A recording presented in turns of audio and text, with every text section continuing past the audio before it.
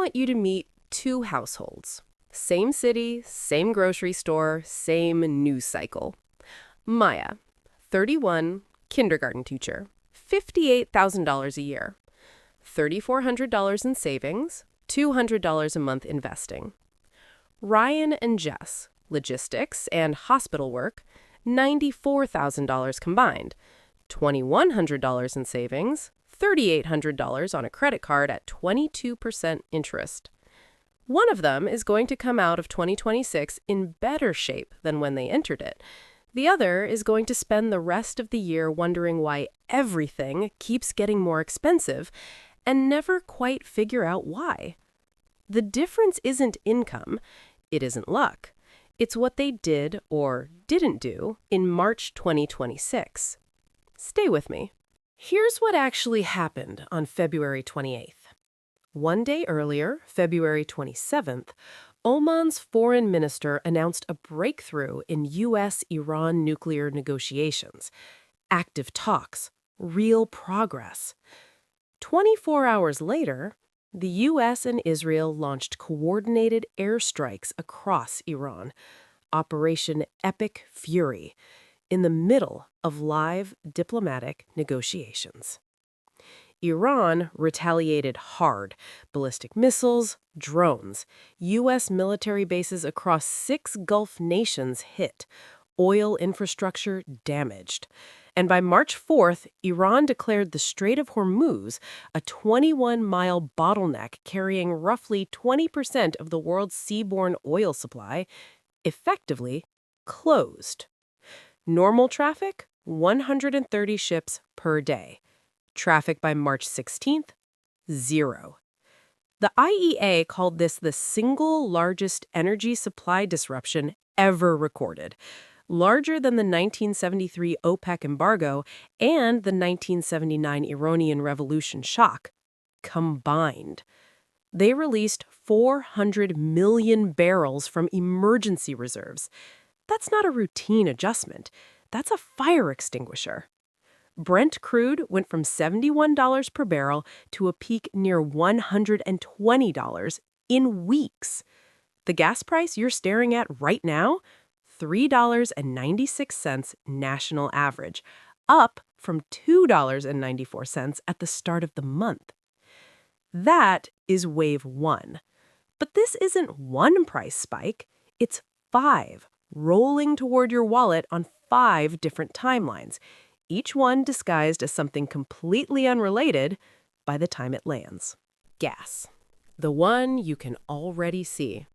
The national average hit $3.96 per gallon this week, up $1.02 in under a month. California, $5.81. Diesel, the fuel that moves literally everything you buy, hit $5.37 per gallon nationally, a 47% increase from pre-war levels. Here's why diesel matters more than the gas in your car. Diesel powers the 18-wheelers, the refrigerated trucks, the farm equipment, the entire physical supply chain. Every cent diesel goes up, there is a direct and documented transmission into the cost of the things it moves. The average household is looking at $748 in additional fuel costs this year. For Maya, $47 more per month on her commute. She's stopped driving through Starbucks on the way to school. $6.80. She's made her peace with it. For Ryan and Jess, same $47. They haven't changed anything yet because it feels manageable. And it is, on its own. The problem is, it's not on its own. Groceries. 30 to 60 days away. This one's already in motion. You just can't see it yet. Diesel doesn't just move cars. It moves food. Refrigerated trucks deliver everything perishable on a schedule that doesn't allow for stockpiling. You cannot warehouse strawberries for 6 months while you wait for fuel costs to stabilize. When diesel rises by $1 per gallon, freight carriers pass 60 to 80% of that increase through within 30 to 60 days via fuel surcharges that update weekly. The transmission is fast, documented, and already started. Before this conflict, grocery prices were rising 2.4 to 4% per year. Economists now project CPI inflation climbing to 4.4%. Beef and veal up 5.5 to 9.4% in 2026. Coffee 5.2%. Sugar 6.7%. Now layer a 47% diesel spike on top of all of that. Retailers will absorb what they can, but they've been absorbing tariff costs for a year. The cushion is gone. For Maya, her $340 monthly grocery bill is about to become $380, maybe $410. She started batch cooking on Sundays, cut the $72 meal kit subscription. Honestly, she should have done that a year ago. For Ryan and Jess, this wave is going to feel like a mystery. They'll stand at checkout in May, their total $55 higher than expected, and wonder if they're somehow buying more food. They're not buying more food. Fertilizer. The invisible timer set for October. This is the wave almost nobody is connecting. And it's the one that should genuinely concern you, because by the time you feel it, you'll have completely forgotten what caused it. Most people don't know this. Natural gas is the primary raw material for nitrogen fertilizer. Fossil fuels account for 70 to 90% of the cost of producing ammonia and urea, what farmers put in the ground to grow basically everything. And roughly a third of the world's seaborne fertilizer trade passes through the Strait of Hormuz, which is closed. Within the first week of the conflict, Gulf producers declared force majeure and halted exports. Granular urea jumped 50% in weeks. At the New Orleans import hub, prices rose 32% in a single week. In parts of the Midwest, fertilizer retailers have stopped quoting prices, not because the market is stable, because they can't guarantee delivery. Here's the timing issue. Spring 2026 planting is happening right now. The decisions farmers make this month determine the fall harvest. You won't feel this wave in April. You'll feel it in October, standing in the produce aisle, convinced you must be bad at budgeting. There is no press conference scheduled for, "We regret to inform you your August cookout will be melon-free." It just quietly happens, and by the time it does, February 28th will feel like ancient history. Airfare. Your summer vacation already costs more. Jet fuel surged more than 60% after the strait closure. Fuel accounts for 25 to 33% of airline operating costs, the single largest expense. When that jumps 60% in 3 weeks, airlines have exactly two options: absorb it and destroy their balance sheet, or pass it through to customers. Airlines are not historically known for their selfless absorption of costs. Analysts are projecting 15 to 30% fare increases for summer 2026 travel. June and July hit hardest. Here's what's different from groceries. Airlines bake fuel costs into their models months in advance. Those higher fares don't come back down fast, even if oil drops tomorrow. The price you see today is almost certainly lower the next month. Maya called her mom. Book the July flight now. $287 round trip. She checked the same route yesterday, $341.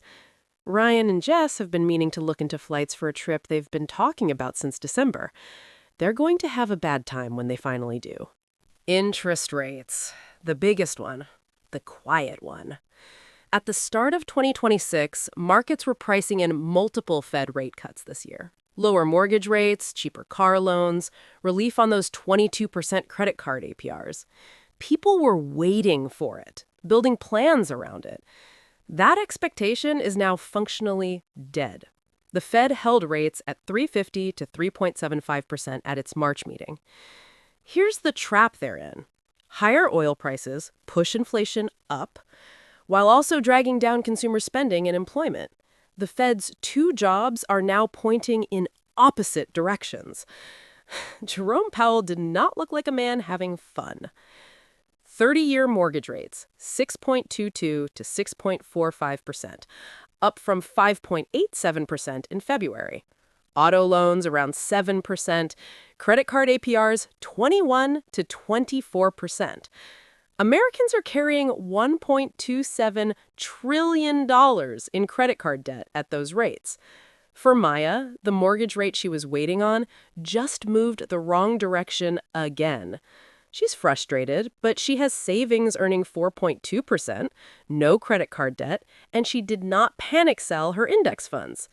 For Ryan and Jess, that $3,800 balance at 22% just became more expensive to carry, and the refinancing window got a lot smaller. Here's what's going to quietly cost the most. Research tracking over 1 million investor accounts found that the average equity investor has underperformed the S&P 500 for 15 consecutive years. Not because of bad stock picks, because of one behavior: selling during volatility and buying back in after recovery, which sounds insane out loud, but that's what the data shows. 15 years straight. 7 of the 10 best trading days over a 20-year period occurred during bear markets. 6 of those happened within 2 weeks of the worst days. Missing just the 10 best trading days per decade since 1930 would have turned a nearly 15,000% total return into 91%. Not a typo, 91%.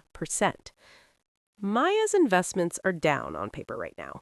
She looked once, closed the app, went back to batch cooking. Ryan opened his 401k statement last week, felt sick, and has been avoiding it since. Both of them will be in the same position in 10 years, unless Ryan does something drastic in the next 90 days that locks in a loss he can never recover from. Before we wrap up, if this gave you even one thing to think about, hit that like button. It takes 1 second, and it genuinely helps more people find this content who need it. And subscribe if you want the next one. Now, let's finish this. What you can actually do, starting this week. 1. Your emergency fund needs to be bigger, and it needs to earn something real. High-yield savings accounts are paying 4.0 to 4.2% right now, 10 times the national average of 0.39%. With the Fed frozen on rate cuts, these rates aren't going anywhere. There is no reason not to do this today. 2.